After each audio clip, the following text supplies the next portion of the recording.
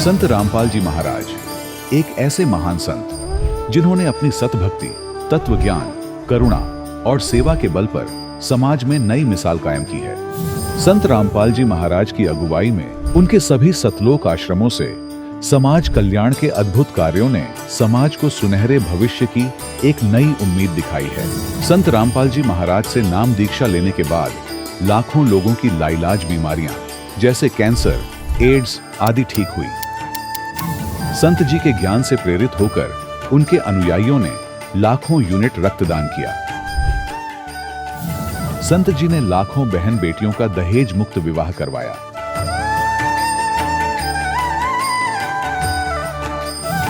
संत जी ने लाखों लोगों का नशा छुड़वाया, करोड़ों उजड़े परिवार बसे। संत जी के आश्रमों में समागम के दौरान निःशुल्क नेत्र चिकित्सा, दंत चिकित्सा प्रदान की जाती है। संत रामपाल जी महाराज द्वारा समय समय पर पर्यावरण संरक्षण के उद्देश्य से बड़े स्तर पर वृक्षारोपण किया जाता है। संत जी ने जरूरतमंदों को तत्काल राहत पहुंचाने के लिए एम्बुलेंस सेवा शुरू की। संत जी अपने अनुयायियों को देहदान के लिए प्रेरित करते हैं, जिससे मानवता की सेवा और चिकित्सा क्षेत्र में सुधार हो सके। संत रामपाल जी महाराज के सभी आश्रमों में हर रोज निःशुल्क भंडारा आयोजित किया जाता है, जहां हर वर्ग, हर जाति और हर धर्म के लोग एक साथ बैठकर भोजन करते हैं।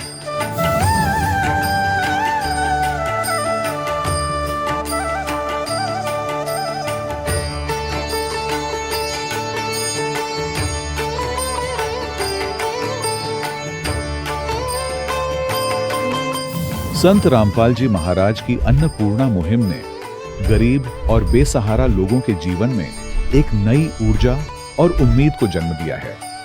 घर घर खाद्य सामग्री और जरूरी मदद पहुंचाकर संत रामपाल जी महाराज ने लोगों को दुख और मजबूरी से लड़ने की ताकत प्रदान की है।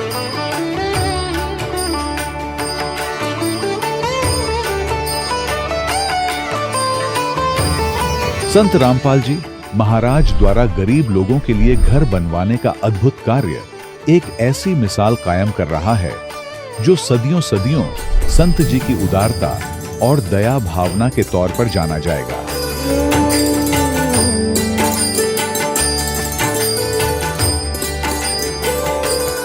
संत रामपाल जी महाराज के आश्रम में हजारों बुजुर्गों को सम्मान और प्यार के साथ जीवन जीने का अवसर मिलता है।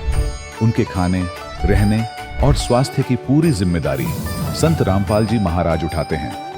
अनाथ बच्चों के लिए संत रामपाल जी महाराज के सभी आश्रम किसी वरदान से कम नहीं। यहाँ उन्हें शिक्षा, संस्कार और भविष्य के लिए बेहतर अवसर प्रदान किए जाते हैं। चाहे बाढ़ हो, भूकंप या महामारी, संत रामपाल जी महाराज और उनके अनुयायी हमेशा ही जरूरतमंदों के लिए सबसे आगे खड़े रहते हैं। कोविड महामारी के दौरान संत रामपाल जी महाराज के आश्रमों से करोड़ों लोगों के लिए भोजन, दवाइयां और जीवन रक्षक सामग्रियां उपलब्ध कराई गई। चाहे गरीब की मदद हो या किसी शोषित और पीड़ित वर्ग के हक और सम्मान की लड़ाई, संत रामपाल जी महाराज ने हमेशा ही उनकी दबी आवाज को सरकारों तक पहुंचाया है और उन्हें उचित न्याय दिलवाने में अहम भूमिका अदा की है। समाज में आध्यात्मिक और सामाजिक मूल्यों के प्रति जागरूकता लाने में संत रामपाल जी महाराज हर कदम पर मानवता के सच्चे सेवक साबित हुए हैं। संत रामपाल जी महाराज का जीवन हमें सिखाता है कि सच्ची सेवा वही है जो निस्वार्थ भाव से की जाए। आइए हम भी इस महान सेवा के कार्य में इस महान संत से जुड़ें और संत रामपाल जी महाराज से नाम दीक्षा लेकर अपने जीवन को धन्य बनाएं।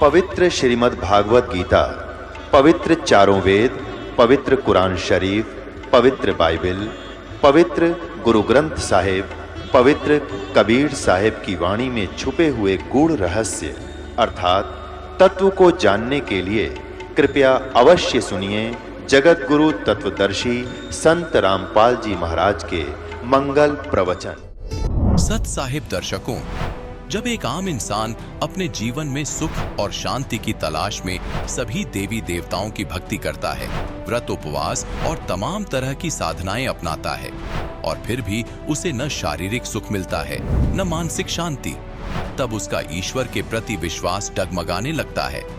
दर्शकों, कुछ ऐसी ही कहानी थी मध्य प्रदेश के रहने वाले अखिलेश गुर्जर जी की। अखिलेश गुर्जर जी ने अपने जीवन में मंदिरों में दर्शन, व्रत उपवास, कीर्तन, हवन, हर भक्ति मार्ग को अपनाया, लेकिन फिर भी इनके जीवन में न तो इन्हें शारीरिक सुख मिला और न ही मानसिक शांति। लेकिन दर्शकों, आज अखिलेश गुर्जर जी बताते हैं कि मेरा जीवन उस दिन बदल गया जब मुझे संत रामपाल जी महाराज द्वारा लिखित पवित्र पुस्तक ज्ञान गंगा प्राप्त हुई। यही क्षण इनके जीवन का वास्तविक टर्निंग पॉइंट बन गया। अब प्रश्न यह उठता है, आखिर संत रामपाल जी महाराज ने ज्ञान गंगा पुस्तक में ऐसा क्या लिखा है कि जो भी इस पुस्तक को पढ़ता है वो उन्हीं का हो जाता है? आखिर इसके पीछे की सच्चाई क्या है? आइए सुनते हैं अखिलेश गुर्जर जी की कहानी, उन्हीं की जुबानी। सर नमस्कार। नमस्कार सर। सर क्या नाम है आपका? मेरा नाम अखिलेश गुर्जर। कहाँ से आए हैं जी आप? मैं शहर सनावत, जिला खरगोन, एमपी मध्य प्रदेश का हूँ। अखिलेश जी क्या करते हैं आप? मैं पेशे से डॉक्टर हूँ सर। हम आपसे पूछना चाहेंगे कि संत रामपाल जी महाराज से आप कब जुड़े? मैं जगत गुरु तत्वदर्शी संत रामपाल जी महाराज जी से अक्टूबर 2012 में जुड़ा सर। अच्छा ये बताइए कि आप संत रामपाल जी महाराज से नाम दीक्षा लेने से पहले क्या भक्ति साधनाएं करते थे? वही अन्य देवी देवताओं की भक्ति करता था। चूँकि नर्मदा तट का था इसलिए नर्मदा की पूजा, नर्मदा जी को भी थोड़ा मानता था। पवित्र नदी और माँ के स्वरूप उसको माना जाता है। ओमकारेश्वर क्षेत्र का था, इसलिए अन्य देवी देवताओं की भक्ति के साथ साथ नर्मदा की भी भक्ति करता था। और एक नर्मदा तट में जो साधु संत रहते थे, मैं उन्हीं को मानता था कि यही साधु संत हैं। वो एक साधु थे, उनको मैंने अपना गुरु बना रखा था, जो कि फक्कड़ थे, जटाएं रखते थे और कुछ योगा वगैरह भी सिखाते थे। तो उन्हीं की मैं उनके बताए अनुसार ही भक्ति करता था। अखिलेश जी, चूंकि आप एक डॉक्टर हैं और एक डॉक्टर के पास जब लोग आते हैं तो चाहते हैं कि इनके रोग दूर हों, शारीरिक पीड़ाएं दूर हों, तभी वो डॉक्टर का सहारा लेते हैं। आप खुद एक डॉक्टर हैं, हम आपसे ये जानना चाहेंगे कि आपने संत रामपाल जी महाराज से नाम दीक्षा क्यों ली? सर, कुछ मेरे साथ ऐसी घटना घटी कि परमात्मा ने मुझे शरण में बुलाना था, संत रामपाल जी महाराज ने। तो उसके पहले कुछ तैयारियां मेरे से करवाई। समय परिस्थितियां कुछ ऐसी बनी कि मुझे सारे कामकाज ठप हो गए। मैंने अपने मित्रों के साथ एक कारखाना डाल दिया था जो कि वेल्डिंग रॉड का होता है। उसमें मुझे बहुत ज़्यादा लॉस गया और वहीं से मेरी इच्छा हुई कि ये सब काम बेकार है और कहीं एकांत में जाना चाहिए। इन चीज़ों से भी हटके कुछ शांति चाहिए, क्योंकि पैसा तो एक अलग चीज़ थी, पर जो मानसिक शांति मेरी असंतुलित हो रही थी, मेन उद्देश्य वही था कि मैं कहीं शांति पाना चाह रहा था। और मैंने इसी दौरान साधु संतों की शरण ग्रहण करी। मैं एक नाथ संप्रदाय के साधु से भी संपर्क में रहा, तो मैं मानसिक संतुलन बहुत डिस्टर्ब हो रहा था। इसीलिए मुझे मेरे मित्र ने बताया और मैं जगत गुरु तत्वदर्शी संत रामपाल जी महाराज की शरण में आया। संत रामपाल जी महाराज से जो लोग जुड़े हुए हैं, जो उनके अनुयायी हैं, उनसे हमारी मुलाकात होती है, जिनका हमने इंटरव्यू लिया है, सभी ने बताया कि किसी को मानसिक रोग था वो ठीक हो गया, किसी को शारीरिक रोग था वो ठीक हो गया, किसी को आध्यात्मिक लाभ मिले हैं, किसी को आर्थिक लाभ मिले हैं।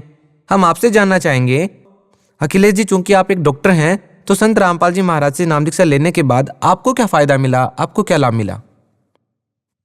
सबसे पहले तो मुझे इस मानव मनुष्य जीवन का मेन उद्देश्य पता चला कि आखिर मनुष्य जीवन होता क्या है। क्योंकि इससे पहले तो पशुओं की तरह जीवन जी रहे थे। डॉक्टर चूँकि थे जरूर नाम से, पर जो जीवन था वही था जो एक साधारण जनता जीती है। नशा करना, दोस्तों के साथ घूमना। और परमात्मा जी की शरण में आने से सबसे पहला और सबसे बड़ा लाभ मुझे जो मिला कि जैसे ही मेरी मानसिक संतुलन थोड़ा गड़बड़ हुआ और मुझे लॉस हुआ धंधे में, उसी दौरान मेरी शादी हो गई थी। तो शादी के 5-6 साल बीत चुके थे और मेरे घर श्रीमती जी को जो भी गर्भधारण होता था उसमें दिक्कत आ जाती थी। मैंने अच्छे अच्छे डॉक्टरों से संपर्क करा। मेरे पास में इंदौर जैसा बड़ा सा शहर है, वहाँ के जो फेमस डॉक्टर थे मैंने उनसे भी मुलाकात करी। तो वो लोग यही बोलते थे ऐसी प्रॉब्लम आजकल आम बात हो गई है और कुछ नहीं, अगली बार फिर से आप थोड़ा ध्यान रखिए, प्रिकॉशंस रखिए, आराम करने दीजिए। ऐसे जो भी मेडिकल टर्म्स के हिसाब से जितने भी रूल्स होते हैं वो सब मुझे बता देते थे और मैं उनके अनुसार फिर अगली बार सारे नियमों को फॉलो करता था, पर कुछ भी लाभ नहीं हो पा रहा था सर। वाइफ के साथ 3 बार ऐसी घटना चूँकि हर 6 महीने साल भर के अंदर हो रही थी, तो मेरा विश्वास उठ गया था मेडिकल लाइन से कि डॉक्टरों से ही सब कुछ नहीं हो सकता है, क्योंकि कहीं ना कहीं डॉक्टर भी भगवान के आगे सिर झुकाता है। तो डॉक्टर सब कुछ नहीं कर सकता, भगवान भी कोई चीज़ है। और मैं संत रामपाल जी महाराज की शरण में जा चुका था, तो मुझे ऐसा लगा कि कहीं ना कहीं संत रामपाल जी महाराज की दया से ही कुछ आगे बढ़ सकता हूँ। उसी बीच मेरा एक विचार भी हो गया था, जब उनकी मैं पीड़ा देखता था ऐसे समय में, तो मेरा विचार हो गया था कि अब मैं ये इस टाइप की कोई भी चीज़ नहीं चाह रहा हूँ बच्चे जैसी। अब मैं किसी भी गरीब व्यक्ति के बच्चे को या जिसके पास ज़्यादा बच्चे या कोई अनाथालय हो वहाँ से एक बच्चा अडॉप्ट कर लूँगा, क्योंकि बच्चा चाहिए क्यों, सिर्फ मनोरंजन के लिए, आगे चल के वो आपकी सेवा कर सके, ऐसे इसी सुविधाओं के लिए बच्चा चाहिए। तो मैंने ये विचार किया कि किसी गरीब व्यक्ति का बच्चा अडॉप्ट कर लूँगा। और मैं श्रीमती जी से बार बार बोलता था कि एक कोई गरीब परिवार देखेंगे और अपन बच्चा ले लेंगे। तो मुझे बोलती थी कि नहीं, कभी खुद का भी बच्चा होना चाहिए, मैं भी माँ बनना चाहती हूँ। और मुझे आज अच्छे से याद है कि वो दिन 31 दिसंबर का था, रात का समय चल रहा था। मैं और मेरा मित्र हम लोग बैठे थे ऐसे घर पर ही, चाय के साथ हंसी मजाक चल रही थी और वो अपने घर चले गए, मैं अपने घर पे रेस्ट कर रहा था। इतने में सुबह सुबह करीब 4 बजे मुझे एक सपना सा आया और वही सपना सेम मेरी वाइफ को भी आया। हम दोनों को ऐसा एहसास हुआ कि कहीं ना कहीं हमारे कमरे में बंदी छोड़ संत रामपाल जी महाराज जी आए और एक अचानक सी हल्की सी लाइट का एहसास हुआ और एक शांति फील हुई। तो वैसे ही मेरी आंखें खुल गई करीब 10 मिनट बाद और मेरी वाइफ की भी आंखें खुली। हमने एक दूसरे से देखा और पूछा कि आपको कुछ दिखा? मैंने बोला हाँ मुझे भी कुछ दिखा। और बोले कि क्या दिखा? तो मैंने बोले पहले आप बताओ। उन्होंने बताया कि भाई मुझे रामपाल जी महाराज जी के दर्शन हुए। मैंने कहा मुझे भी सदगुरु रामपाल जी महाराज जी के दर्शन हुए। वो दिन था सर, और आज का दिन है कि बंदी छोड़ परमात्मा संत रामपाल जी महाराज की दया से दास के पास एक 2 साल की गुड़िया है और इतनी सुंदर है कि कोई भी देखता है तो बोलता है यार ये आपकी गुड़िया नहीं हो सकती। बिल्कुल ही सुंदर सी, हेल्दी सी है। और उसको कभी अभी तक 2 साल हो गए मुझे डॉक्टर के पास अलग से नहीं ले जाना पड़ता, क्योंकि मैं भी एक डॉक्टर हूँ, पर चूंकि बच्चों के भी डॉक्टर रहते हैं तो मुझे कहीं ऐसा ज़रूरत नहीं पड़ता कि मैं जैसे कहीं ले जाऊँ। हल्की सी सर्दी जुकाम होती है और मैं बोलता हूँ थोड़ा सा रामपाल जी महाराज जी ने कुछ दया बख्श रखी, प्रसाद के रूप में, कुछ चरणामृत के रूप में वो देते हैं और वो खेलने लग जाती है। जब मुझे इससे लाभ हुआ तो मैं खुद आश्चर्य रहा और मैं जनता से भी यही प्रार्थना करूंगा कि आप खुद अंदाज़ा लगा सकते हैं कि मैं एक डॉक्टर होने के बाद निराश हो गया था और मेरी कोशिशें फेल हो रही थी। तो मुझे बंदी छोड़ संत रामपाल जी महाराज की दया से ये लाभ प्राप्त हुआ। इसके बाद मुझे एक बवासीर की समस्या खुद को थी, चूँकि हल्की सी थी तो मैं ध्यान नहीं दे रहा था। मैंने छोटी मोटी दवाइयाँ ले रखी थी, फिर भी कुछ आराम नहीं मिल रहा था। पता ही नहीं चला वो तकलीफ कब गायब हो गई। ऐसे बहुत सारे लाभ जो छोटे छोटे आए दिन हो जाते हैं, जिनका कभी एहसास भी नहीं हो पाता और परमात्मा कब वो लाभ दे देते हैं पता ही नहीं चलता। सर, आप एक शिक्षित व्यक्ति भी हैं और साथ ही डॉक्टर भी हैं। जैसा कि आपने बताया कि आपको संतान की प्राप्ति नहीं हो रही थी और संत रामपाल जी महाराज से नाम दीक्षा लेने के बाद आपको संतान की प्राप्ति हुई। सर, जैसा कि हम देखते हैं कि साइंस का जमाना है, लोग डिजिटल इंडिया की बात कर रहे हैं, क्या ऐसे समय में लोग विश्वास कर पाएंगे कि किसी संत से आशीर्वाद लेने से ऐसे ऐसे लाभ मिल सकते हैं?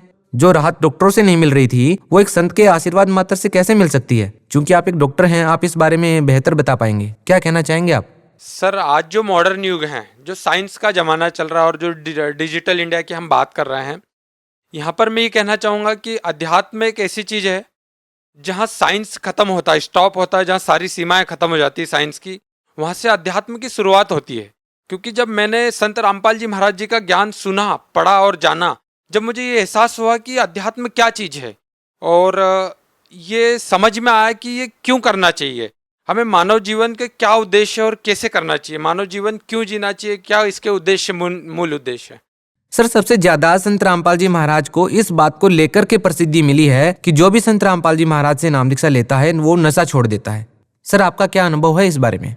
सर, मैं खुद नशा करता था, क्योंकि जो फ्रेंड सर्कल था वो कुछ ऐसा था कि कभी ना कभी हफ्ते में एक बार कुछ ड्रिंक वगैरह या फिर सिगरेट की एक आदत सी हो गई थी, मैं खुद भी लेता था। और नशे की आदत के कारण क्या होता था सर कि मेरे खुद का चिड़चिड़ापन बढ़ जाता था और कभी कभी हम दोनों का बहुत झगड़ा हो जाता था और इतना गुस्सा आ जाता था मुझे कि बहुत सारी चीज़ें मैं तोड़ फोड़ कर दिया था करता था। ये मेरी एक बहुत बैड हैबिट थी और इस नशे की लत को रामपाल जी महाराज जी के आशीर्वाद मात्र से ऐसा छूट गया कि मुझे पता ही नहीं चला। उससे पहले मैंने कई बार कोशिश कर चुका था मैं कि ये नशा दूर हो जाए।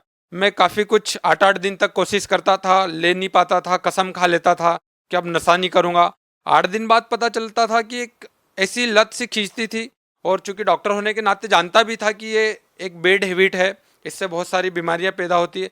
पर मैंने अपने इतने से जीवन में देखा है कि जो बड़े बड़े स्पेशलिस्ट लोग हैं जो दूसरे को राय देते हैं कि नशा नहीं करना चाहिए, वो भी छुप छुप के नशा करते हैं। मैंने अपने जीवन में देखा है। तो ये बंदी छोड़ रामपाल जी महाराज की आशीर्वाद मात्र से मेरी ये सारी आदतें पूरी तरह से छूट गई सर।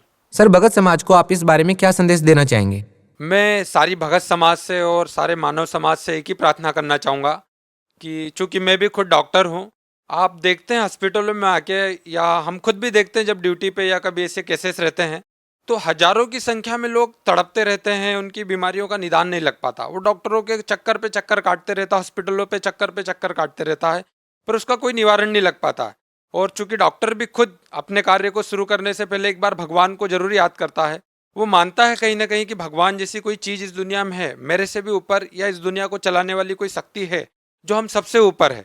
तो मेरा एक सभी से एक ही निवेदन है कि आप अगर पूरी तरह थक चुके हो और आपको कहीं ना कहीं विश्वास हो कि भगवान इस दुनिया में है, तो आप बंदी छोड़ सदगुरु रामपाल जी महाराज जी की शरण में आके देखें, उनका ज्ञान सुने समझे। चूँकि पूरा ज्ञान शास्त्रों, वेदों, रामायण जी, गीता जी, कुरान शरीफ, बाइबिल, जितने भी दुनिया के ग्रंथ धर्म शास्त्र हैं, उन सबसे रामपाल जी महाराज जी ने प्रमाणित करके दिखा दिया कि भगवान कौन है, कैसा मिलता है, उसको पाने की विधि क्या है। और बहुत ही सरल और आसान तरीके से भक्ति जितनी सहज रामपाल जी महाराज जी ने बताई। भक्ति नाम सुन के ही डर लगता था पहले। रामपाल जी महाराज ने सारे वेदों से निराकरण करके बता दिया कि भक्ति कैसी और क्यों करनी चाहिए, उसका महत्व क्या है भक्ति का। तो मेरा आप सभी से यही निवेदन है कि आप एक बार रामपाल जी महाराज की शरण में आके उनका ज्ञान जहाँ भी आपको पुस्तक के माध्यम से, टीवी चैनलों के माध्यम से या फिर SMS, कोई बुक्स, जैसे भी आपको मिले, एक बार जरूर पढ़ के देखें। आप खुद निर्णय करिएगा कि क्या सही और क्या गलत चीज है। बहुत बहुत धन्यवाद सत साहिब जी। दर्शकों, अभी आपने सुने संत रामपाल जी महाराज से दीक्षा प्राप्त करके सुखी हुए भक्त के अनुभव। अब देखिए जगत गुरु तत्वदर्शी संत रामपाल जी महाराज के मंगल प्रवचन।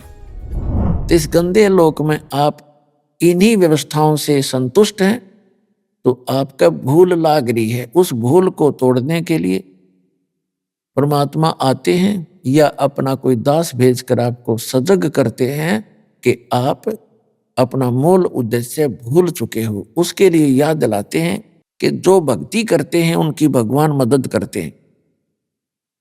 जैसे इसमें एक प्रसंग आया है कि लंका तोड़ी बिलंका तोड़ी और अहि रावण से मारे, 10 मस्तक रावण के काटे और विभीषण को राज दिया रे। परमात्मा कहते हैं यदि तूने यहाँ की थोड़ी बहुत सुख सुविधाएं भी चाहिए तो वो भी हम देंगे, और जो हम देंगे वो तेरे अनुकूल होगी। और आप अपने प्रयत्न से यहाँ की सुख सुविधाएं प्राप्त करना चाहोगे तो आप गलती पे गलती करोगे, कहीं रिश्वत लोगे, सैकड़ों झूठ बोल के कोई माल बेचोगे, मिलावट करोगे, वो आपके लिए कहर साबित होगा एक दिन। तो ऐसी गलतियां ना करना। फिर बताते हैं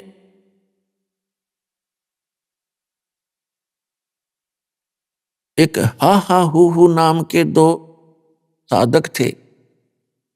हा हा हु बंदे होते तोलत हैं बल भारे, और गज और ग्रह बने भवसागर 10 संस अधिकारे। श्वास घटा बलहीन भयो जद, खींच लिया मझधारे, अर्ध नाम रसना से टेरा सुमरत है रंकारे।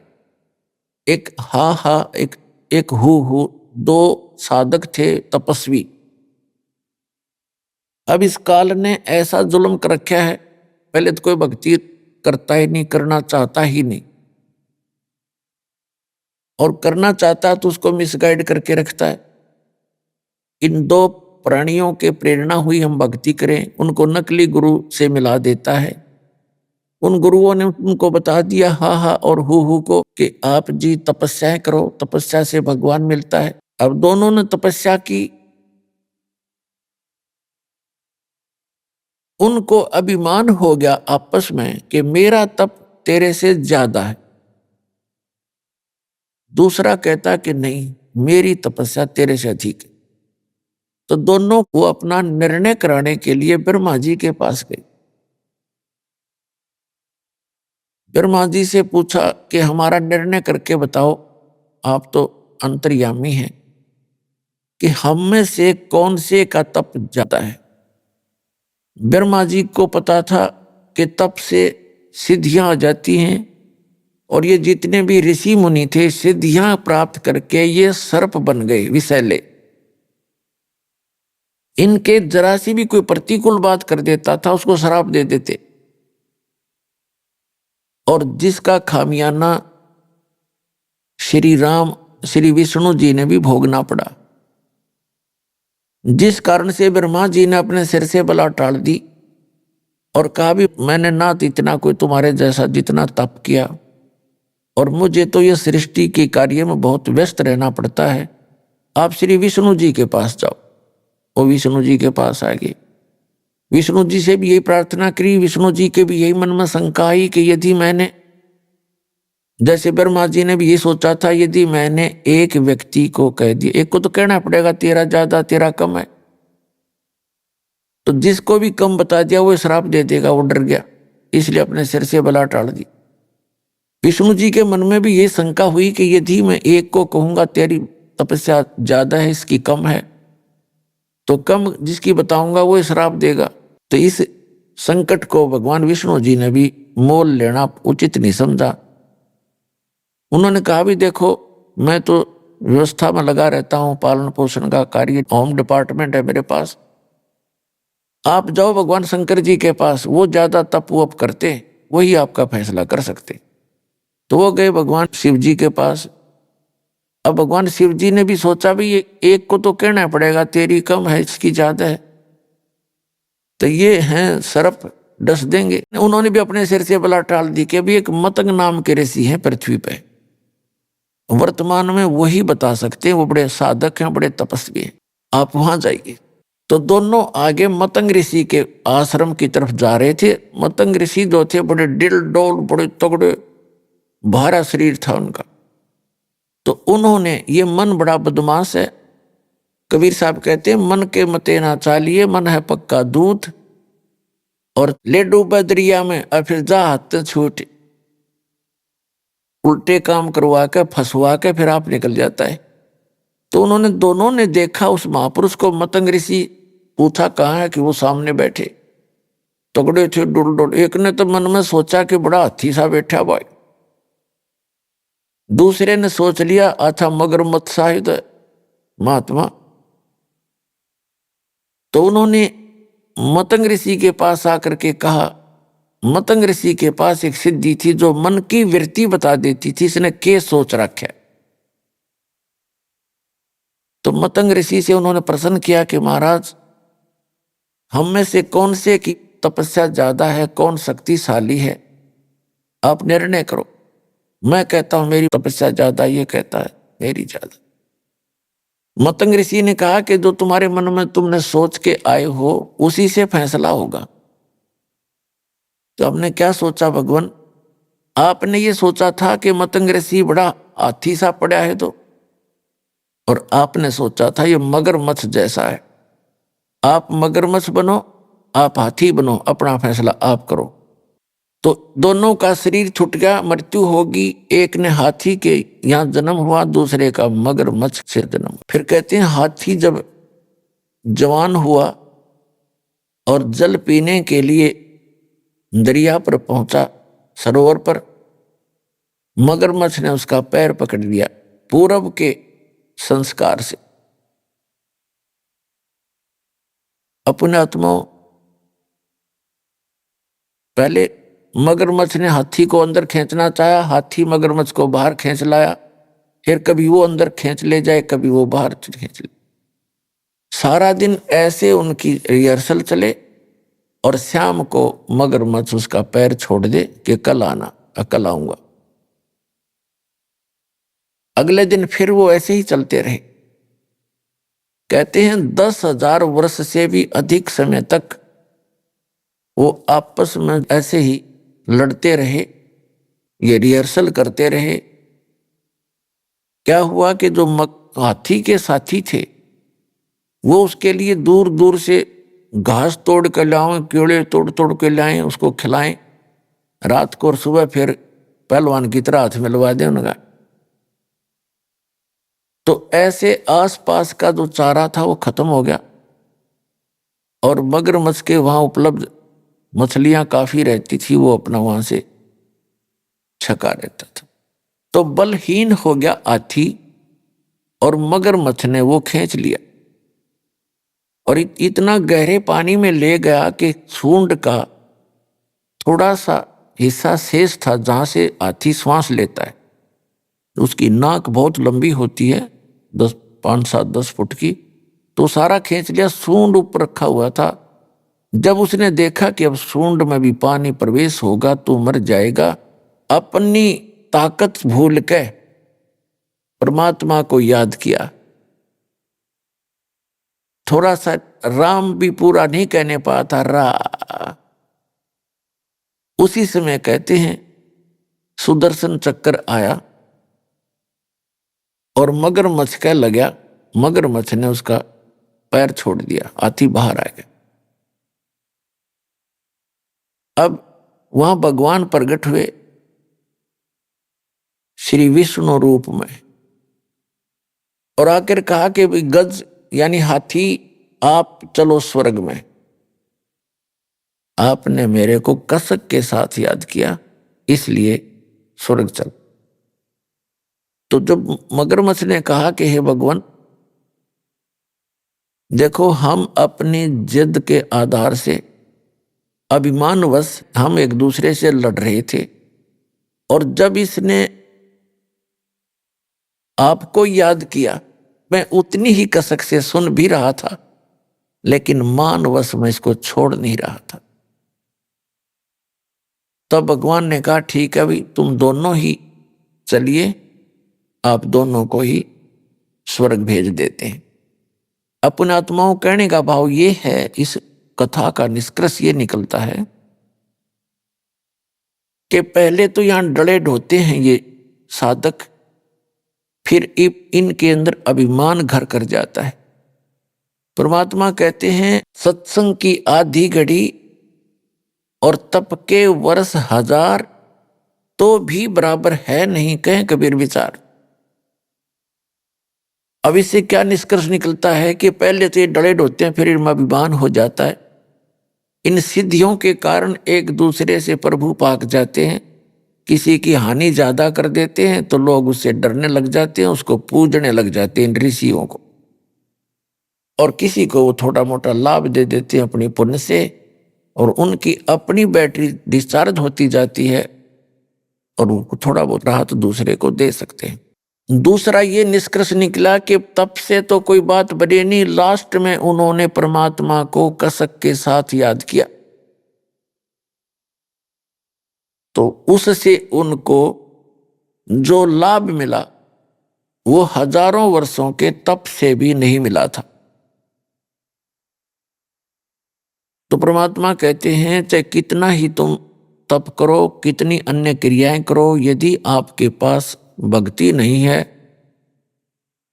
आपके पास नाम सही नहीं है, तो आप जी वो उस सतर का भी लाभ प्राप्त नहीं कर सकते जहां की आप इच्छा रखते हो। जैसे कोई श्री कृष्ण की पूजा करता है, कोई विष्णु जी की पूजा करता है विष्णु रूप में, कोई भगवान शंकर की करता है, तो कहते वहां के सतर का लाभ भी आपको उनके मंत्रों से ही होगा, जो मूल मंत्र हैं, मूल नाम है उनके।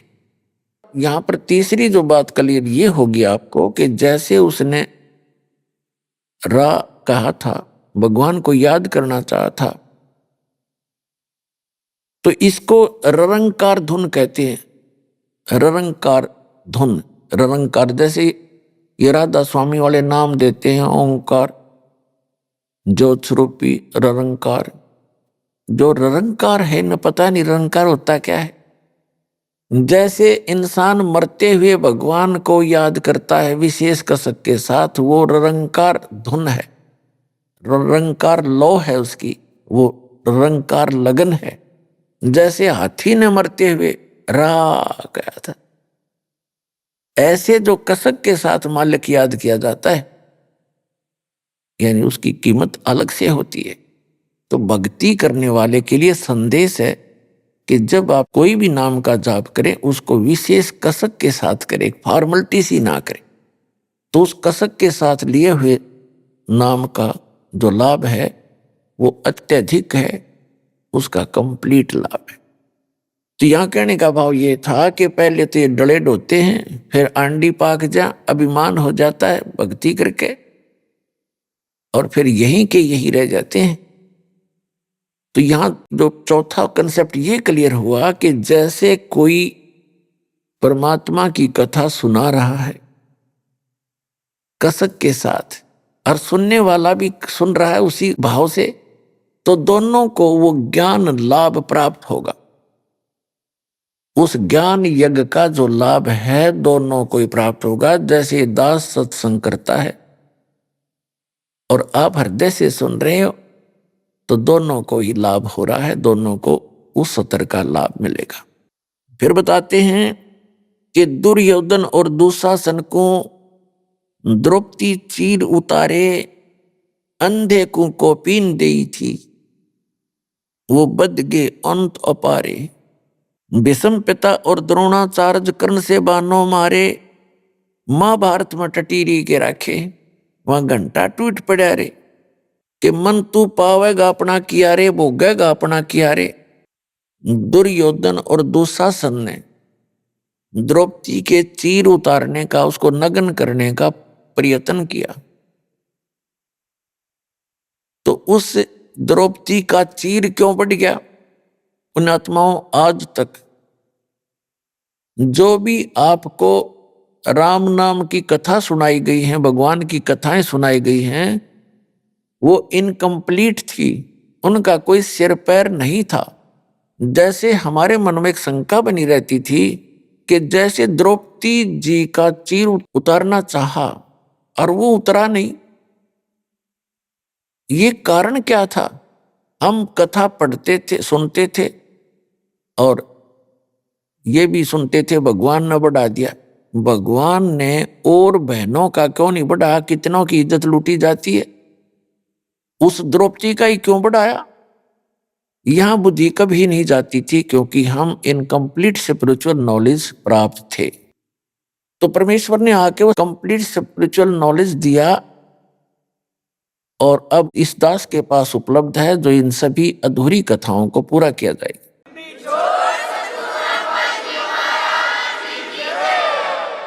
पुण्यात्माओं,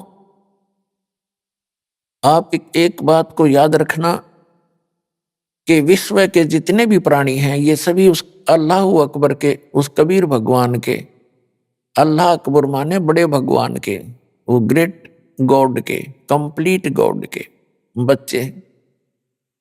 और आज जितने भी पोस्ट प्राप्त हैं, जैसे कोई ब्रह्मा बना है, कोई विष्णु बना है, कोई शिव बना है, या कोई अन्य पोस्ट प्राप्त है, कोई देव बना है, महादेव बना है,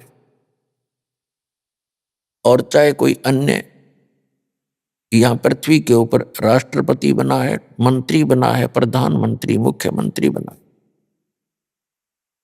ये सभी पूर्व की भक्ति किए हुए पुण्यकर्मी प्राणी हैं। अब जैसे दास आपको क्लियर कर ही रहा है, और आपको लगभग क्लियर स्पष्ट हो भी रहा है कि शास्त्र अनुकूल साधना करने से ही जीव को भक्ति लाभ प्राप्त होता है। अध्यात्म मार्ग का जो लाभ होता है वो शास्त्र अनुकूल साधना से ही होता है।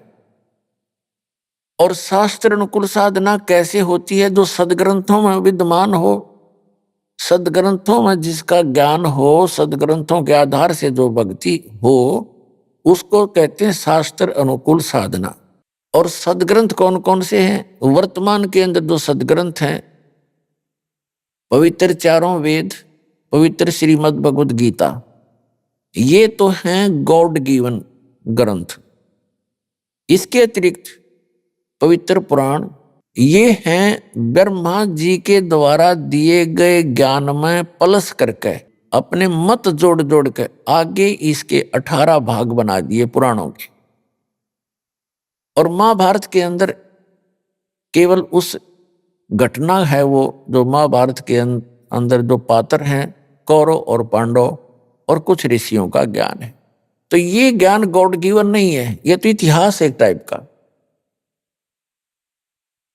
ऐसे ही पवित्र कुरान शरीफ, कुरान मजीद कहो, एक ही है, केवल नाम नाम मंत्र है, लेख में कोई अंतर नहीं है। तो ये भी गॉड गिवन है, लेकिन ये पवित्र चारों वेद, पवित्र श्रीमद् भगवद गीता और पवित्र पुराण, पवित्र बाइबल का जो अंश है, वो इस ब्रह्म के द्वारा दिए गए हैं। ये भी गॉड है, ये इनकम्प्लीट गॉड है। जैसे भारत का जो राष्ट्रपति हैं और प्रधानमंत्री हैं, ये कंप्लीट साहब हैं, हमारे साहब हैं। वैसे तो गृह मंत्री सेंटर का वो भी साहब है, और मुख्यमंत्री स्टेट का वो भी साहब है, एक मंत्री गृह मंत्री स्टेट का, प्रांत का, वो भी साहब है, एक कमिश्नर भी साहब है, एक डीसी भी साहब कहलाता है, एक एसडीएम भी साहब कहलाता है, तहसीलदार भी साहब ही कहलाता है। तो इस प्रकार ये सभी साहब हैं, लेकिन ये इनकम्प्लीट साहब हैं, अधूरे साहब हैं। इनका सीमा है, अक्षेत्र है। और कंप्लीट साहब जो है, वो पूर्ण साहब जो है, प्रधानमंत्री है और राष्ट्रपति है। इसी प्रकार जो ब्रह्म है, ये इनकम्प्लीट गॉड है, और इसके द्वारा दिया गया ज्ञान इसका इनकम्प्लीट नॉलेज है। लेकिन जितना है वेद और गीता वो सही है। जो कुरान है उस सत्र का ज्ञान वो सही है, लेकिन उसमें ना पवित्र गीता में, ना पवित्र वेदों में, ना पवित्र कुरान शरीफ में, ना पवित्र बाइबल में उस पूर्ण परमात्मा की पूर्ण जानकारी नहीं है। उसके लिए ऑप्शन छोड़ रखा है। पवित्र श्रीमद् भगवद गीता अध्याय नंबर 4 के श्लोक नंबर 34 में, पवित्र यजुर्वेद अध्याय नंबर 40 के मंत्र नंबर 10 में, और पवित्र कुरान शरीफ के सूरत फुरकानी 25 आयत नंबर 52 से 59 में ये स्पष्ट कर रखा है कि वेद ज्ञानदाता, गीता ज्ञानदाता और कुरान शरीफ का ज्ञानदाता कह रहा है कि वो अल्लाह अकबर, यानी वो पूर्ण परमात्मा तो कोई और है जिसने 6 दिन में सृष्टि रची, 7वें दिन तख्त पर जावे, जो सबका उत्पादक है। उसके विषय में कोई तत्वदर्शी संत से पूछो तो वो ज्ञान जो तत्वदर्शी संत बतावेगा वो ना कुरान में है, ना वेद में है, ना गीता में, ना पवित्र बाइबल में। तो वो है कंप्लीट स्पिरिचुअल नॉलेज जो इनके अंदर नहीं है। तो ये जितने भी हैं ग्रंथ, ये इनकम्प्लीट ज्ञान रखते हैं, और इनका ज्ञानदाता भी इनकम्प्लीट गॉड है, कंप्लीट गॉड नहीं है, पूर्ण परमात्मा नहीं है। इतनी सी बात। तो ये जो अब आपको ज्ञान प्राप्त है उस कंप्लीट गॉड के द्वारा दिया हुआ, पूर्ण परमात्मा के द्वारा दिया गया ज्ञान है। आज दास आपको उनका दिया हुआ ज्ञान एज ए टेप रिकॉर्डर सुना रहा है, और उस परमात्मा की कृपा के बिना अन्य इसको समझ नहीं सके। इस दास के समझ में आया। तो अब क्या होगा? अब हजारों वर्षों तक ये ज्ञान चलेगा, पूरे विश्व में शांति होगी। ये माया को इकट्ठी करने की जो दौड़ लग रही है, आग लगी पड़ी है प्रत्येक प्राणी के अंदर, ये इस ज्ञान से शांत होगी। अब पुण्यात्मा, आज जैसे किसी के पास कार है, कोठी है, और सैकड़ों हजारों की एकड़ जमीन खरीद कर डाल रखी है, और चाहे वो प्रधानमंत्री बना हुआ है, चाहे सारी पृथ्वी का भी राजा है, और बहुत धन इकट्ठा करके सोने से सबसे भर रखे हैं उन्हें बैंक वगैरह, और कल मृत्यु होगी और परसों गधा बन जाएगा। खा के ये जीवन उसका।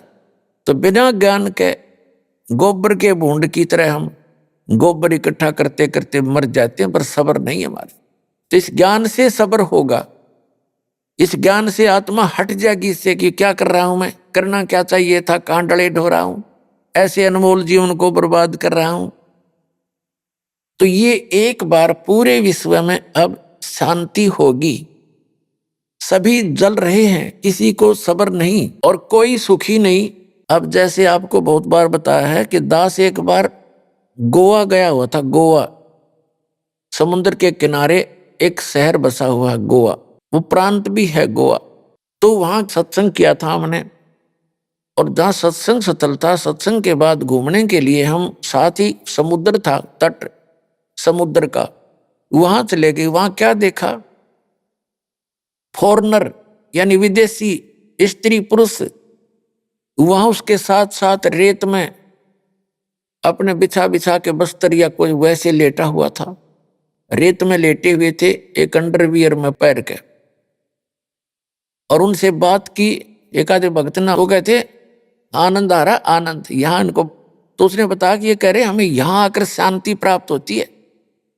और वो बता कि वहाँ हमारे बड़े बड़े बिल्डिंग हैं, फैक्ट्रियां चलती हैं, सैकड़ों नौकर, हजारों हमारे नौकर हैं। नमन में बड़ी हंसी आई है, दाता दया तेरी, देख जी रेत में सुख है, फिर वो डले क्यों ढोए तुमने, जहां सुख है नहीं आग इकट्ठी कर ली। तो जो सुख उनको वहां मिला, उन कोठी और बंगला में नहीं है, वहां तो आग लगी पड़ी है। और आग क्यों लगी है उन कोठी बंगलों में, क्योंकि भक्ति नहीं है। तो पुण्यात्माओं फिर ये बात समझ में आ गई उनके। अभी तो वो वहां छोड़कर यहाँ समुद्र का किनारा आवे सुख प्राप्ति के लिए, और खाक सुख और रेत में के सुख है। 2 दिन पीछे फिर उस आग में जलना हो न जा करके। अगर जब सुख इतना होकर के ही है, सब कुछ त्याग कर एक लंगोट बांध के सुख है, तो पहले से सीमित हो जाओ तुम, घर पे भी सुख हो जाएगा। तो ये आपको दास ये ज्ञान देना चाहता है कि केवल कबीर साहब परमात्मा ने बताया है, पूर्ण ब्रह्म ने, साईं इतना दीजिए जिसमें कुटुंब समावे, हम भी भूखे ना रहे, अतिथि ना भूखा जाओ। ये धन मांगो और भक्ति करो डट के, और फिर आपको जो भी आवश्यकता होगी इस संसार की भौतिक आवश्यकता जो आपकी होगी, भगवान ढेर लगा देगा आपका आगे। अगर आवश्यकता पड़ी तो ढेर लगा देगा।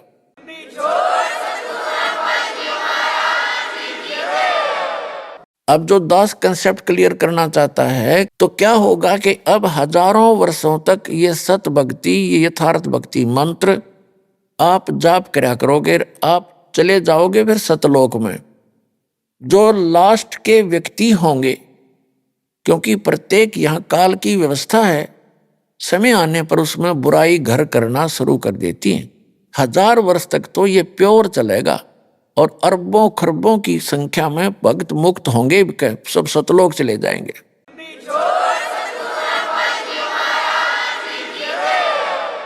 और फिर जो बाद के बचेंगे वो भगत तो होंगे, लेकिन उनमें बुराइयां घर कर जाएंगी, फिर वो पार नहीं हो सकेंगे। और उनके इस भक्ति से, क्योंकि ये यथार्थ भक्ति है, ये मूल मंत्र हैं, और ये भक्ति धन बहुत ज्यादा संग्रहित हो जाता है थोड़े ही सुमन से, तो वो भक्ति धन उनके साथ होगा। फिर ये काल उनकी कैसे दुर्गति करेगा।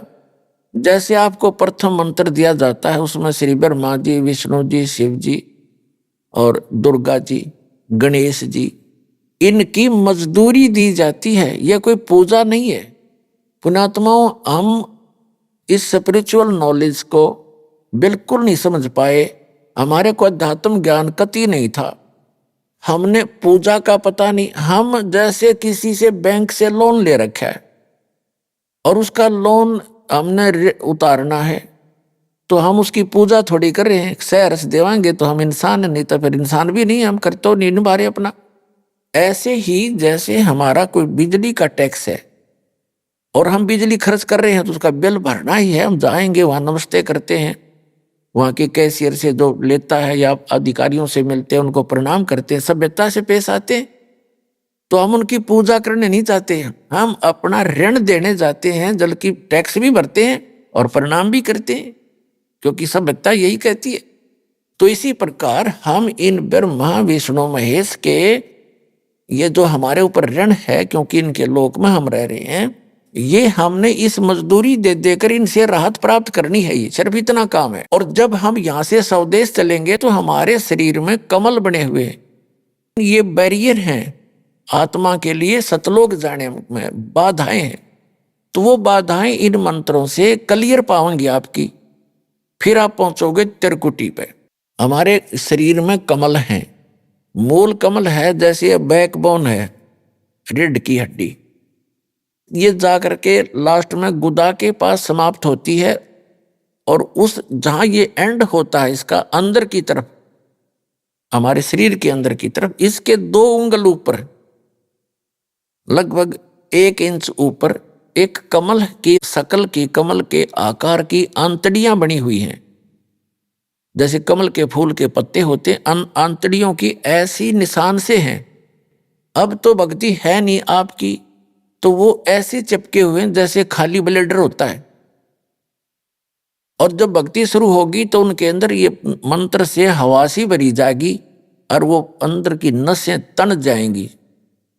जैसे गाय भैंस का सतन, यानी उसमें जब दूध प्रवेश नहीं होता तब से पहले वो लटकते रहते, और जब बछड़ा और बच्चा छोड़ा जाता है, उसको चूसने की चेष्टा करता है, वो तन जाते हैं ऐसे, तो उनमें दूध आ जाता है, उसी से तनते हैं। तो ऐसे ही वो कमल के आकार की जो छोटी छोटी सी आंतड़ियां हैं, इस भक्ति के मंत्र से वो तन जाती है। अभी आपने सुने संत रामपाल जी महाराज के मंगल प्रवचन।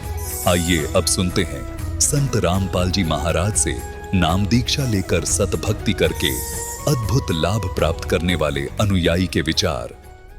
मनुष्य अनेकों भक्ति साधना करता है और परमात्मा से लाभ प्राप्त करने के लिए हर मार्ग अपनाता है, लेकिन फिर भी न उसे कोई लाभ मिलता है और न ही कोई राहत। दर्शकों, ऐसी ही कहानी थी छत्तीसगढ़ के रहने वाले भीखम लाल साहू जी की। भीखम लाल जी पहले सभी पारंपरिक भक्ति साधना किया करते थे। ये व्रत भी रखते थे और नवरात्रों में माता की पूजा भी किया करते थे, लेकिन फिर भी न तो इन्हें शारीरिक सुख मिला और न ही मानसिक शांति मिली।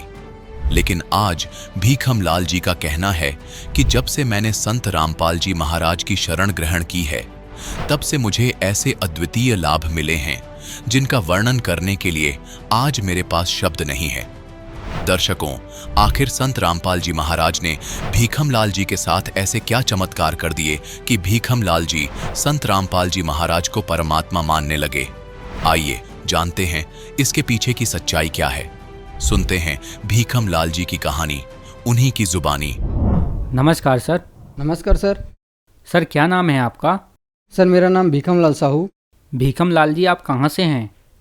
सर मैं छत्तीसगढ़ राजनांदगांव जिला ग्राम नागलदा से हूँ। भीखम लाल जी, संत रामपाल जी महाराज जी से नाम उपदेश आपने कब लिया? संत रामपाल जी महाराज से मैं सन 2013 को लिया जी। भीखम लाल जी, संत रामपाल जी महाराज जी से जुड़ने से पहले आप क्या भक्ति साधना करते थे? संत रामपाल जी महाराज से नाम उपदेश लेने के पहले मैं मेरे परिवार नांदियापन से भक्ति करते थे, चौका आरती का कार्यक्रम करते थे। कोई भी सुख का कार्य या दुख का कार्य हो, उनको बुलाकर हम चौका आरती का कार्य करते थे। और गांव में जो देवी देवता, गणेश पूजा और नवरात्रि व्रत ऐसे करते थे। और निखिल एक पंथ चलाए हैं, एक समागम करते हैं, निखिल मंत्र विज्ञान करके उसका पत्रिका आता है, उससे भी उपदेश लिया था। ओम शांति से भी जुड़ा हुआ था। इस तरह से मैं संत रामपाल जी महाराज से नाम दीक्षा लेने के पूर्व मैं साधना भक्ति किया करता था। मैं नांदियापन से कबीरपंथी और उन्हीं का चौका आरती का कार्यक्रम कराते थे, और इन्हीं लोगों को कबीरपंथी कहा जाता था पहले। इस टाइप का कबीरपंथी मैं था। सर, जैसे कि आपने बताया कि आप नादिया पंथ से, जो कबीर साहिब जी को ही मानते थे, वहाँ पे भक्ति साधना करते थे, और भी आप अनेकों पंथों में गए। फिर आपने संत रामपाल जी महाराज जी से नाम उपदेश लिया। तो पहले जो आप भक्ति साधना करते थे वह भी कबीरपंथी थे और संत रामपाल जी महाराज जी भी कबीरपंथी हैं, तो आप उस भक्ति को छोड़कर हजारों किलोमीटर दूर संत रामपाल जी महाराज जी की शरण में क्यों गए? संत रामपाल जी महाराज से नाम उपदेश लेने का एक बड़ा ही कारण है। मैं भक्ति साधना करता था, सब जगह तीर्थ व्रत भी करता था, लेकिन शांति कहीं पे नहीं मिलता था, किसी भी प्रकार का सुख नहीं मिलता था, दुख ही दुख रहता था। कभी किसी प्रकार का परिवार में दुख, जैसे भक्तमती का पथरी, ये इन सब साधनाओं को करते करते पथरी का बीमारी हो गया और वो बहुत परेशानी से मेरे को सामना करना पड़ा, जिस कारण से मैं संत रामपाल जी महाराज से उपदेश लिया और मैं बहुत मानसिक तनाव से गुजर रहा था जिस टाइम पे मैं संत रामपाल जी महाराज से नाम उपदेश लिया। सर, जैसा कि आपने बताया कि आपने संत रामपाल जी महाराज जी से हजारों किलोमीटर दूर नाम उपदेश लिया, आप बहुत ज़्यादा परेशान थे, तो क्या संत रामपाल जी महाराज जी से नाम उपदेश लेने के बाद आपको लाभ भी हुए? क्या अनुभव रहे आपके? संत रामपाल जी महाराज से नाम उपदेश लेने के बाद मेरा बहुत बड़ा ही अनुभव रहा। जैसे मैं पहले बताया कि मेरे श्रीमती को पथरी का जो प्रॉब्लम था वो तो पहले मैं ऑपरेट तो करवा दिया था, उससे थोड़ा छुटकारा तो मिल गया था, लेकिन डॉक्टर ने ऐसा परहेज बता दिया था कि वो उसको टमाटर नहीं खाना है, हरी सब्जी नहीं खाना है, सेमी नहीं खाना है और इस तरह से प्रोटीन वाली चीज़ नहीं खानी है, कैल्शियम वाली चीज़ नहीं खानी है। तो इन सारी चीज़ों को नहीं खाना तो वो तो शारीरिक दुर्बलता के अंतर्गत आता है। तो ये मेरे लिए बहुत ही चिंता का विषय था। तो इस तरह से संत रामपाल जी महाराज से नाम उपदेश लेने के बाद मेरी भक्तमती ने ये सारी चीज़ें उसी दिन से ही स्टार्ट कर दिया। संत रामपाल जी महाराज के ज्ञान और उसके इंटरव्यू पहले से देख लिए थे अन्य भक्तों का, तो जिससे विश्वास बन गया था कि यहाँ से हम अगर नाम दीक्षा लेते हैं तो हमें संत रामपाल जी महाराज पूर्ण लाभ देंगे, ऐसा विश्वास बन गया था। उसी विश्वास के आधार पर उन्होंने उसी दिन से जिस दिन से नाम दीक्षा लिया, उन्होंने ये दूध पी और टमाटर वाली सब्जियां खाई। पथरी की दिक्कत थी, पथरी को तो ऑपरेट करके निकलवा दिया था, लेकिन परहेज ऐसा बताया था कि जिससे मतलब लाइफ टाइम उसको कैल्शियम वाली चीज़, हरी सब्जी और ये टमाटर वाली चीज़ें नहीं खानी है, ऐसा करके।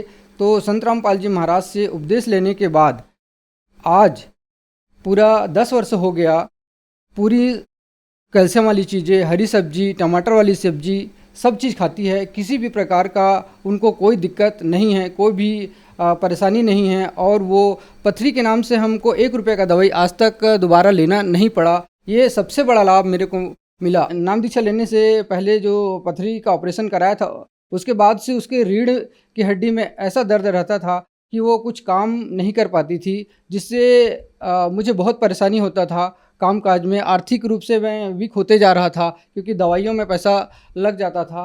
तो जिस दिन से संत रामपाल जी महाराज से नाम उपदेश लिया, उसके कुछ समय पश्चात मुझे मैंने अपनी पत्नी से पूछा कि तुम्हारी रीढ़ की हड्डी में दर्द रहता था, तो बताई कि अब परमात्मा की, संत रामपाल जी महाराज की दया से ये सब परेशानी से मैं ठीक हूँ, ऐसे करके। तो इस तरह से मेरे को ये सारे लाभ हुए हैं और आर्थिक रूप से भी मेरे को बहुत अच्छा लाभ मिला है। और एक परेशानी और था, मेरे बेटे का एक्सीडेंट हो गया था, गाड़ी से गिर गया था, जिससे उसके सिर में चोट आया था। तो वो मैं चोट आया था तो उसको जिला अस्पताल में एडमिट किया था। जिला अस्पताल में एडमिट करने के बाद वहाँ इलाज बताए, टेस्ट वेस्ट देखे। 24 घंटे के बाद उन्होंने मेकाहारा, छत्तीसगढ़ में मेकाहारा रायपुर हॉस्पिटल है, वहाँ पर रेफ़र कर दिया। मैं बहुत ही चिंतित हुआ कि हे भगवान, अब क्या होगा, मैं तो यहाँ ठीक हो जाएगा करके, मेरे पास पैसे भी नहीं हैं और मैं कैसे इलाज कराऊंगा। तो रोते हुए मैं मन ही मन प्रार्थना किया, फिर प्रार्थना भी लगाया। तो मैं ले तो गया उस हॉस्पिटल से, तो अब ले जाना ही था क्योंकि वो रेफ़र कर रहे हैं, तो मैं लेके चला गया। तो एक टेम्पो वाले को बुलाया और उन्होंने बताया कि भाई एक हॉस्पिटल और है रायपुर जाने से पहले, तो पल्स हॉस्पिटल का पता दिया। तो मैं बोला ठीक है, मेरे पास में भी पड़ता है, तो मैं वहीं ले जाता हूँ सर। वहाँ पे भी ले गए मैं लड़के को, तो वहाँ उन्होंने भी कुछ नहीं बोला, अभी हम 24 घंटे में कुछ नहीं बोलेंगे, ऐसे करके। फिर संत रामपाल जी महाराज से अरदास लगाया था, तो उसका प्रार्थना का जवाब भी आया कि आप भक्ति करो, परमात्मा दया करेंगे, तो संत रामपाल जी महाराज की दया से ऐसी कृपा हुआ कि मेरे बेटे को 3 दिन में ही वहाँ से मतलब छुट्टी मिल गए और सकुशल मैं घर आ गया, पूर्ण रूप से ठीक हो गया। जो मेरा खर्चा ऐसा था कि 50,000 तक जा सकता था, जिसमें परमात्मा ने 8,000 रुपये का खर्चे में मेरा टाल दिया परमात्मा ने। तो इतनी दया बख्शी है मालिक ने मुझ पर, संत रामपाल जी महाराज ने। क्या क्या गुण गाऊँ, परमात्मा पल पल दया बख्शते रहते हैं। मेरे पास घर नहीं था, पार्टीशन हुआ, घर नहीं मिला मुझे, जो घर थे वो भाइयों को मिला, मैं छोटा सा एक रूम मिला। परमात्मा ने आज इतनी दया बख्शी है, मेरे 4 रूम का एक बड़ा हॉल और 4 रूम का घर दे दिया मुझे। इस तरह से लाभ मेरे को संत रामपाल जी महाराज से नाम दीक्षा लेने के बाद हो रहा है। मैं नशा का आदी तो नहीं था, लेकिन ये समाज में बुराई व्याप्त है, उस बुराई के चलते लोगों का मानना है कि जो नशा करते हैं वो बहुत ही उच्च दृष्टि से देखा जाता है। इस दृष्टिकोण से मैं कभी कभार अपने साथियों से, साथ क्या बोलूँ, वो तो मेरे सबसे बड़े नुकसानदायक थे वो लोग जिनके साथ मैं बैठकर नशा कर लिया करता था। लेकिन संत रामपाल जी महाराज का ज्ञान हुआ, वो तो ज्ञान ऐसा हुआ कि मेरे को एक पुस्तक मिला ज्ञान गंगा करके। उसी पुस्तक को पढ़ते ही मेरे को ऐसा लगा कि बहुत बड़ा झटका लगा कि मैं क्या ऐसा कर रहा हूँ, ये तो बहुत ही छूने की चीज़ नहीं। उसमें लिखा था कि जो एक बार जो शराब पीता है वो 70 जन्म तक कुत्ते को प्राप्त होते हैं। तो मेरे दिल में ऐसा ठेस लगा, मैं नाम उपदेश लेने से पहले ही वो मैं नशा त्याग चुका था पूर्ण रूप से। मैं एकदम से ऐसा लग गया कि नशा करने की चीज़ नहीं होती। और लाभ एक ऐसा हुआ भगत जी, मेरे को अभी एक 3-4 महीने करीब 3-4 महीने पहले एक ऐसा एक्सीडेंट हुआ मेरा बाइक से कि मैं बाइक अलग फेंका गया। वो ऐसा हुआ कि 3 लड़के ऐसे अपने रास्ते पे जा रहा था, वो लोग अचानक से बाइक को अपने ऐसा आड़ा कर दिए और मेरा जो बाइक का स्पीड था 40 का स्पीड था। 40 की स्पीड में कंट्रोल करना बहुत ही मुश्किल होता है, तो मैं कंट्रोल नहीं कर पाया। उसकी गाड़ी से ऐसे टक्कर हुआ और गाड़ी अलग फेंका गया, मैं अलग फेंका गया। वहाँ पे वो जो कोकलेन मशीन था वो भी था, लेकिन मालिक ने ऐसा बचाया मेरे को कि वो कोकलेन का ये इतना दूरी था, कोकलेन मतलब 1 बीता लगभग बचा रहा होगा, वहीं पे जाके मैं गिरा। तो थोड़ा सी मेरे को खरोच आया और मेरे संत रामपाल जी महाराज ने मुझे आज उनकी भक्ति से मेरे को जीवन मिला है। आज मैं उसी का गुणगान कर रहा हूँ। सर, जैसा कि आपने बताया कि आप संत रामपाल जी महाराज जी से इसलिए जुड़े कि आपको उनसे लाभ मिलें। छत्तीसगढ़ को कबीरपंथियों का गढ़ माना जाता है और संत रामपाल जी महाराज जी भी कबीरपंथी हैं, तो फिर आपने संत रामपाल जी महाराज जी को ही क्यों चुना? ये बहुत अच्छी प्रश्न आपने किया है सर जी। संत रामपाल जी महाराज आज पूरे विश्व में देखा जाए तो महान संत है। वो इसलिए महान संत है क्योंकि लोगों को यही पता नहीं है कि परमात्मा कौन है, किसकी भक्ति करनी चाहिए और किसकी नहीं करनी चाहिए। तो संत रामपाल जी महाराज आज पूरे विश्व को शास्त्र के अनुसार ये प्रमाण करके बता दिया कि कबीर साहब जो 600 साल पहले काशी बनारस में आए हुए थे वो परमात्मा हैं और उनकी भक्ति करने से हम जीवों का उद्धार होगा। ये निष्कर्ष निकाल के, सदग्रंथ का निष्कर्ष निकाल के आज पूरे मानव समाज को बता रहे हैं, जिससे हम सबका कल्याण हो रहा है। सर, संत रामपाल जी महाराज जी से नाम उपदेश कैसे ले सकते हैं? संत रामपाल जी महाराज से नाम दीक्षा लेना बहुत ही आसान है। आज संत रामपाल जी महाराज की दया से डिस्ट्रिक्ट लेवल पे नामदान केंद्र खुले हुए हैं और विभिन्न चैनलों में संत रामपाल जी महाराज ने दया बख्शी है। सत्संग का कार्यक्रम चलते हैं, उसमें पीली पट्टी चलती है, उसमें नंबर आते हैं। उस नंबर को कॉल करके अपने नज़दीकी नामदान केंद्र का पता करके आप नाम दीक्षा प्राप्त कर सकते हो, बिल्कुल निःशुल्क, फ्री। धन्यवाद सर। सत साहिब जी।